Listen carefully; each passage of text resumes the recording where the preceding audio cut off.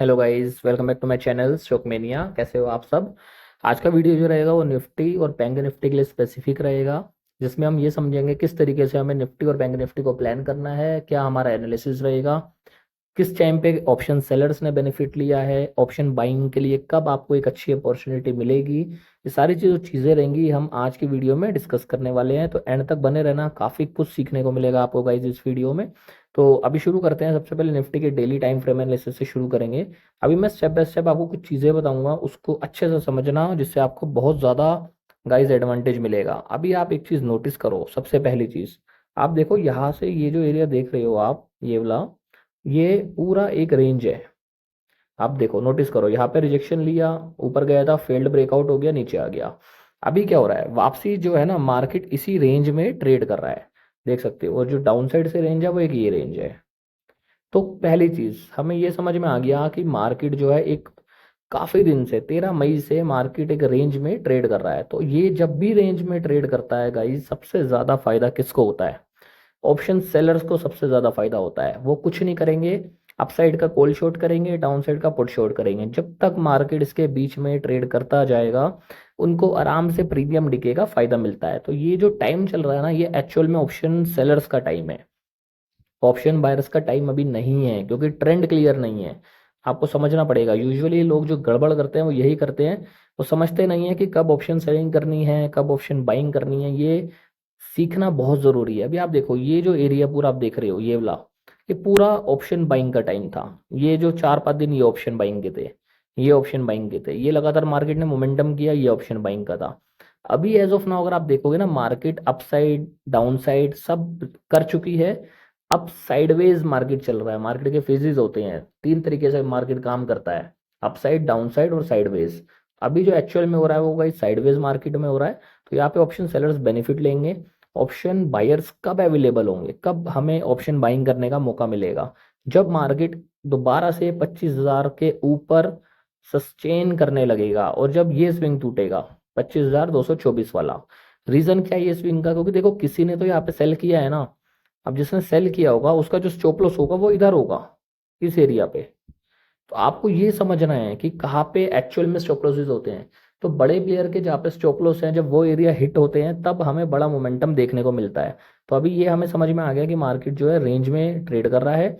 जैसे ही market range से बाहर आएगा, या तो डाउन साइड बाहर आएगा या अप साइड बाहर आएगा, जिस भी साइड बाहर आएगा उस टाइम पे हम लोगों को ऑप्शन सेलिंग करने सॉरी ऑप्शन बाइंग करने का मौका मिलेगा। तो ये ध्यान रखना। ये डेली टाइम फ्रेम एनालिसिस था। अभी 1 घंटे के टाइम फ्रेम पे देखते हैं मार्केट में क्या चल रहा है, और कुछ हमें एक अच्छा मौका मिल रहा है नहीं मिल रहा, उसके बारे में बात करेंगे। तो एक सेकंड, 1 घंटे पे चलते हैं। 1 घंटे पे देखते हैं प्राइस एक्शन कैसे बिल्ड हो रहा है। अभी देखो, 1 घंटे में समझने का कोशिश करो हो क्या रहा है। अभी मार्केट देखोगे ना आप, ये वाला एरिया देखो, यहाँ से 12 जून का ये, यहाँ से मार्केट ऊपर गया स्ट्रेट, स्लो एंड स्टडी नीचे आया, फिर एक यहाँ पे बनाया एक बड़ी कैंडल, अभी रेंज में है। एक्चुअल में क्या हो रहा है अगर आप नोटिस करो स्टेप बाय स्टेप, यहाँ पे देखो, ये जिस जोन पे है ना, यहाँ पे मार्केट ने थोड़ा सा होवर किया है, अच्छा खासा।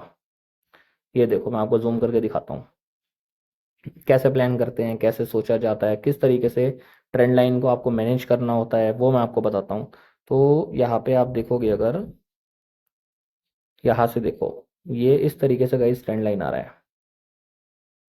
पर आप देख सकते हो ये एक्चुअल में ट्रेंड लाइन बन रहा है गाइस। मैंने ट्रेंड लाइन के आपको कुछ रूल्स भी बताए हुए हैं टेक्निकल एनालिसिस के हिसाब से, जहाँ पे आपको 3 टच पॉइंट मिले मिनिमम। जैसे यहाँ 1 touch point, 2 touch point, 3 touch point, 4 touch point. इसका मतलब क्या है, मार्केट इस जोन को अच्छे तरीके से गाइस रिस्पेक्ट कर रहा है, जिसकी वजह से हमें ये रिजेक्शन देखने को मिल रहा है।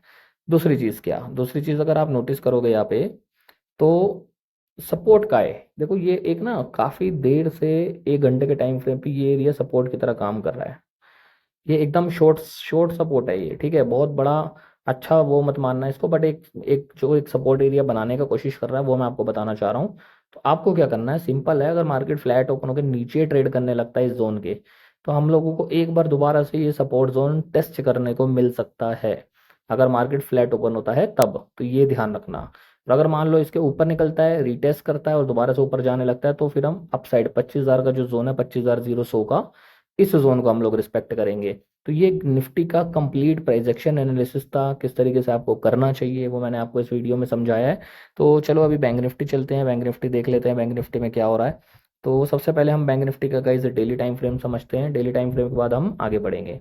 अभी बैंक निफ्टी देखो, मैंने आपको कुछ चीज़ें बताई थी बैंक निफ्टी के अंदर कि मार्केट ने क्या किया है। आप देखो ये ना एक जोन था, ये पूरा ये ब्रेकआउट जोन था। और मैंने बताया भी था जिस टाइम ये ब्रेकआउट आया था ना बिग बार कैंडल से, मैंने बोला भी था कि एक मोमेंटम ऊपर की तरफ देखने को मिल सकता है। बट प्रॉब्लम कहाँ पे हुई कि मार्केट गाइस अगले ही दिन लगातार नीचे आता गया। अभी फिलहाल इस जोन के नीचे ट्रेड कर रहा है, मतलब कि ब्रेकआउट फेल्ड एरिया पे ये ट्रेड कर रहा है। तो इसका मतलब क्या है, कहीं ना कहीं हम लोगों को कोशिश तो होना पड़ेगा। कहीं ना कहीं समझ के चलो ये कि ब्रेक डाउन हो चुका है, मतलब ब्रेकआउट जो है था वो फेल्ड हो चुका है। ठीक है, और ये जो एरिया आप देख रहे हो ये वाला, ये एज अ सपोर्ट की तरह हम लोगों के लिए काम करेगा। 54,700 54,800 के आसपास।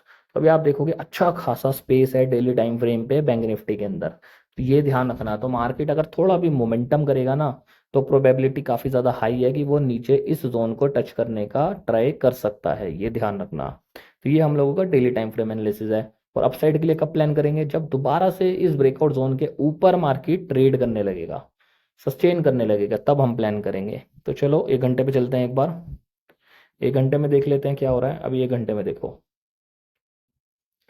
ये देखो आप, ये जो कैंडल है ये कितने बजे की, 9:15 की है, जब मार्केट ओपन हुआ। मार्केट ओपन सीधा ऊपर हुआ था, देखो कितनी बड़ी विक बनाई इसने। क्लोजिंग कहाँ पे हो रही है, आप ये देखो, क्लोजिंग वापसी उसी रेंज में हो रही है। तो ये जो इतनी बड़ी विक बनाई है ना, ये ट्रैप किया गया है। ये जो सेलर्स होंगे ना, जो शॉर्ट करके बैठे हैं, उनको यहाँ पे फंसाने के लिए इतनी बड़ी विक बनाई गई है। तो अभी एक्चुअल में अगर आप समझने का कोशिश करोगे, मार्केट रेंज में कोई खास मोमेंटम नहीं है कुछ भी। तो फ्लैट ओपन होता है, अगर ये जो जोन देख रहे हो आप ऑलमोस्ट 55,500 के आसपास का, इसके नीचे अगर जाता है तो उम्मीद है दोबारा से 54,700 के आसपास टच करने का ट्राई कर सकता है। और अगर फ्लैट ओपन होकर दोबारा ऊपर जाने लगता है, तो जो स्विंग बनेगा लेटेस्ट, हम उसी का स्टॉप लॉस रख के हम एक अपसाइड के लिए प्लान कर लेंगे ट्रेड को। तो ये हमारा गाइस बैंक निफ्टी का कंप्लीट एनालिसिस रहेगा प्राइस एक्शन से रिलेटेड, कि कौन कौन से लेवल्स इंपॉर्टेंट है जिसको आप अपने चार्ट्स में मार्क कर सकते हो, जैसे ये मैंने आपको करके दिखाया है।